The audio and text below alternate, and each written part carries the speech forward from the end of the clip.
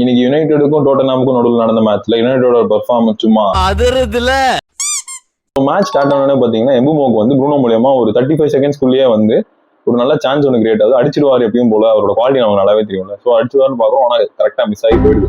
So அதுக்கப்புறம் பாத்தீங்கன்னா வந்து மேட்ச் வந்து சரியான டெத் ஸ்லோங்க இன்னைக்கு. ஆனா அதுக்கேற்ற மாதிரி கரெக்டா டோட்டனாம்க்கு வந்து போர்ஷன் இருக்கு. கரெக்டா அங்க வந்து உள்ள ஒரு கிராஸ் வரவும் கேலருக்கு சரியான பொசிஷனிங் அடிச்சிருவான்னு நினைக்கும் போது கரெக்டா வந்து நல்லா பட்டுருந்ததுன்னா போயிருக்கும். ஆனா அது லமின்ஸ் வந்து சேவ் பண்ணி கொடுத்துட்டாரு. ஸோ அதுக்கப்புறம் குன்யாக்கு வந்து ஒரு லாங் ரேஞ்ச் கர்லர் அட்டம் ஒன்று போட்டாரு.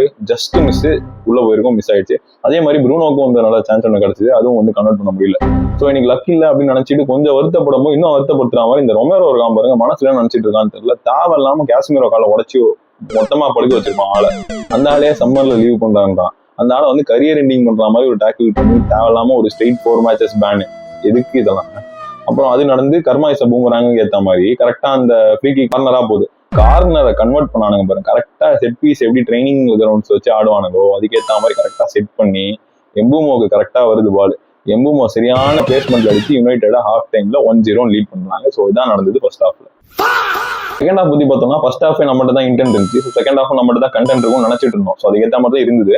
ஸோ அம்மா அதுக்கேற்ற மாதிரி ஒரு கோலை போடுவோம், அது ஆஃப் சைடும் ரூல் அவுட் பண்ணிட்டோம். நம்ம என்ன நினைப்போம், எல்ஷா வந்து எப்பயும் வந்து அசிஸ்ட் போடணும்னு நினைப்போம். அது நம்ம டீமுக்கு தானே போடணும். அவன் போய் டோட்டனாம் டீமுக்கு போட்டு விட்டான். ஆமாங்க, கரெக்டா தேவையில்லாம ஒரு பாசத்துக்கு ஜாவி சிமெண்ட்ஸ் போடுவோம், அவன் நல்ல வேலை தூக்கி அடிக்கல, பக்கத்துல ஜஸ்ட் மிஸ். லமின்ஸ் வந்து அசிங்கமா திட்டிருப்பான் மனசுல, அது சொல்ல முடியாது.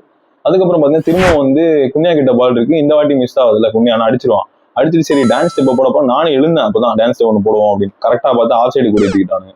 ஏன்னா இது வந்து சோதனை ஆச்சு.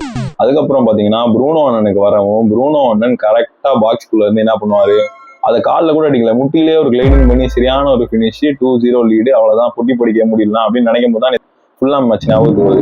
அப்படிலாம் இருக்காது, நடக்காது. இன்னைக்கு வந்து ஒரு டாமினன்ட் பெர்ஃபார்மன்ஸ் தான் நினைக்கிறோம். அதே மாதிரி நடந்துச்சு. இந்த மேட்ச்ல வந்து பாத்தீங்கன்னா கேசமிரோவும் கோபி மைனுவும் சூப்பராகவே ஆடினாங்க. இந்த மேட்ச் இருந்தால் லாஸ்ட் 3-4 மேட்ச் ரொம்ப பெருஃபுல்லாகவே ஆடுறாங்க. அதுக்கப்புறம் பாத்தீங்கன்னா லாஸ்டா வந்து செஷ்கோ கிட்ட வந்து ஒரு சிட்டர் அவன் வந்து வெயிட் பண்ணி அடிச்சிருக்கலாம். ஆனா வந்து அது என்ன யோசிச்சாலும் தெரியல, கரெக்டா தூக்கி விகாரியோ கையிலேயே கொடுத்தான். சரி ஓகே, போன மேட்ச் அவன் தான் ஜெயிச்சு விட்டான், சொல்ல முடியாது. ஸோ இந்த வீக் வந்து பாத்தீங்கன்னா நம்ம தான் 4 wins in a row. So என்ன நினைக்கிறீங்க, யுனைடெட் வந்து கம்பேக் எழுதானா, இதான் பழைய யுனைடெடா, க்ளோரி டேஸ் ஆர் பேக் அப்படின்னு நினைக்கிறீங்கன்னா ஸோ இந்த வீடியோல வந்து கமெண்ட் பண்ணுங்க உங்களோட ஒப்பீனியன்ஸ் என்னன்னு. So like, share, subscribe and keep supporting.